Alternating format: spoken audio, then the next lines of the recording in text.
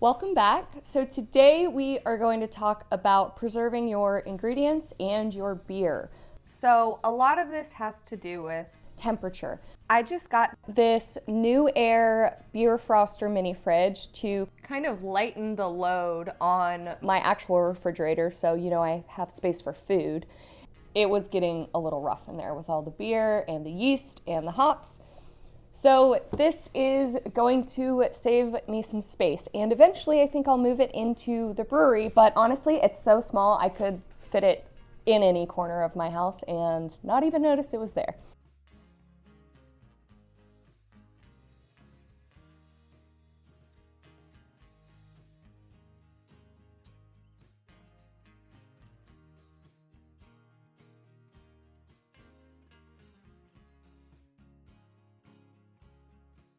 If you want to get your hands on one of these, I have a 10% off link in the description below, so check it out.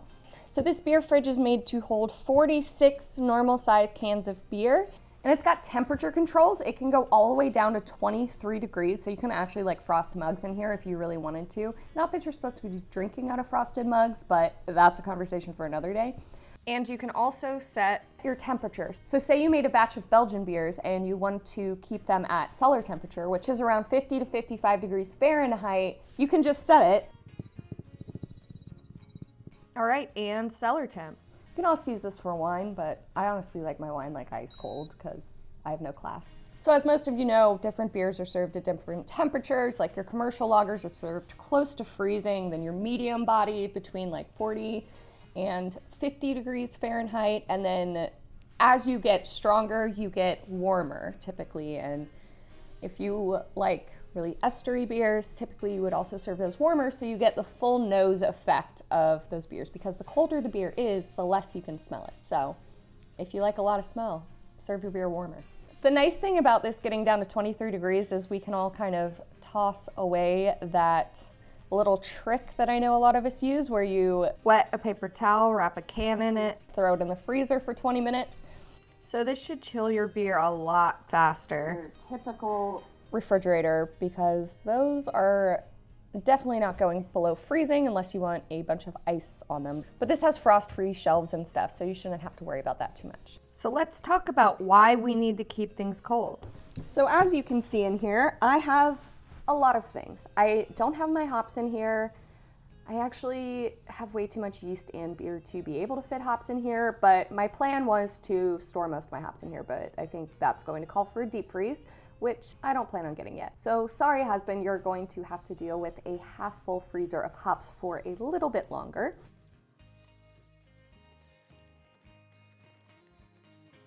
But I do have my yeast in here. Yeast is one of the most important things you need to keep cold because it is a living organism. So yeast is active until you chill it. By chilling it, you basically put it into a state of hibernation so you can save it for your next batch. I always save my yeast from my previous batches because it is so expensive to just keep buying yeast every time. It's like $8 a pack. And sometimes you need 2 packs, depending on how strong your beer is. You can potentially save like $16 a batch solely by saving your yeast and reusing it. And I'll make a video about how to do that here shortly, I promise, but I gotta wait for my beer to finish. So I always use mason jars just because they are cheap and around and easy to seal up and easy to sanitize. So most of these yeast are actually a few months old and probably generation 2 or 3, but they all still work great. I have some of my normal ones. This is half as much yeast as I usually have because I cleaned out a lot when I moved, because lugging around a ton of mason jars filled with slurry is not a good look. So hops you also need to keep cold. The going wisdom is you should use a freezer.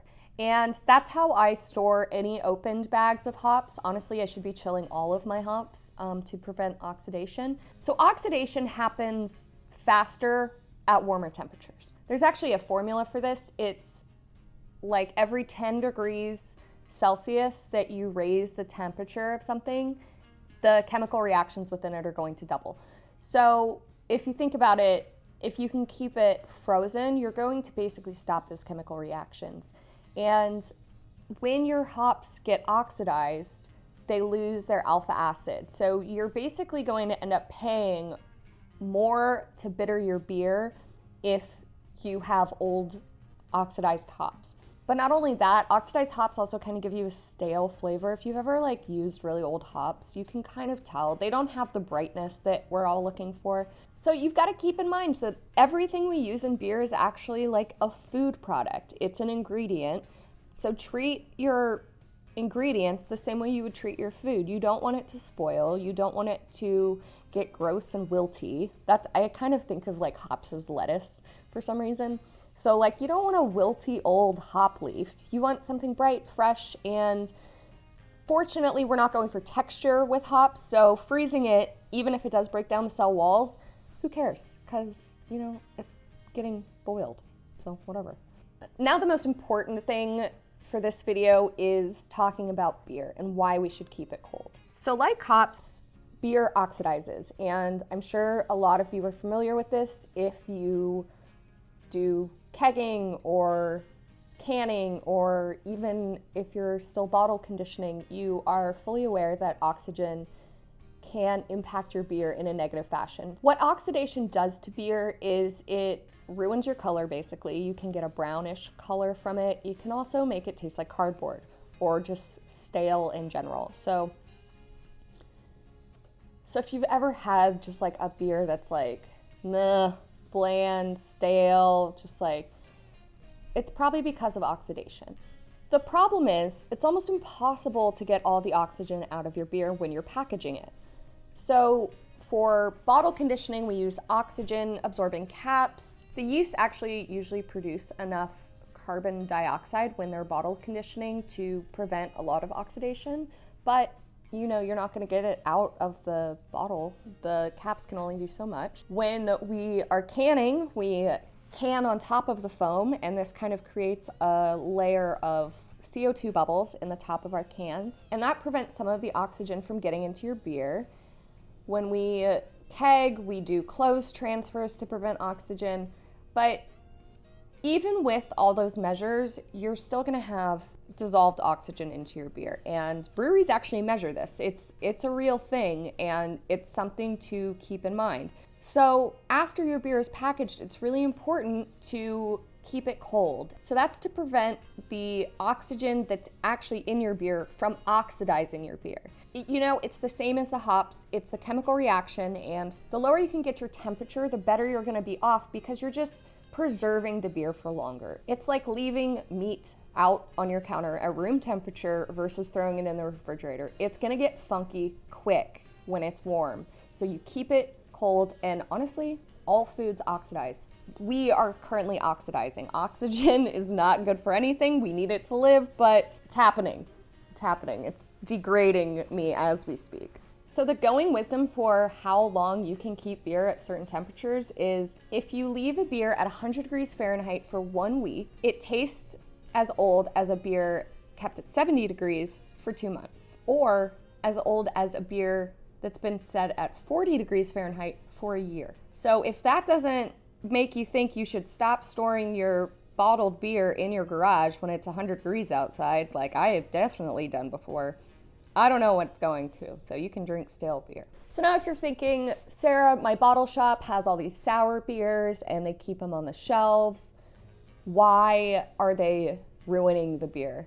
And that's actually a whole different situation. So sour beers, because they use bacteria that actually takes a lot longer than yeast to fully develop, if you refrigerate a sour beer too early, and I would honestly recommend throwing a sour beer in your fridge to whatever, like it's usually cellar temperature that you want to serve your sour beers at, like a couple days before, because there's still reactions with the bacteria happening in those bottles that you want. So if you taste a kettle sour versus a 2-year sour, the flavor is going to be completely different. The bacteria really take a long time to create a lot of the mellow sour flavors that we love. So that's the reason for that. Also, you might be thinking, well, I bottle condition my beer and I have to do that at room temperature, so at what point do I throw it in the refrigerator? It's gonna be once it's done. So you've got to have a fully carbonated beer before you throw it in the refrigerator, or you're just going to be drinking extra sweet beer that's undercarbonated. But it is still important to toss it in the fridge once it's done. So a couple weeks after you put in your priming sugar and the yeast all are good to go, that should be a good measure of time for you to succeed. I know my bottled conditioned beers, because they're actually in bottles, for some reason it takes me longer to drink them because it's more of a deliberate act than just pouring a tap. If your beer sits around for a long time, like most of my bottle conditioned beers do, it's good to keep them fresh. Well, I hope this video helps you drink fresher beer for longer. If you want my videos early, you can join my Patreon. I've also got bonus content from my new podcast, Brewing After Hours with Flora, up there. And you can find the podcast on every platform. Check it out. I've got interviews with Travis Rupp on beer archaeology and Sandy Cockerham on homebrew competitions, and a lot more coming up. And I also have a bunch of fun beer stories. So check that out. I have links for that below as well. And I want to give a big shout out to my newest patrons, James McDonald and Han Small. Thanks so much for your support. I will see you all next time.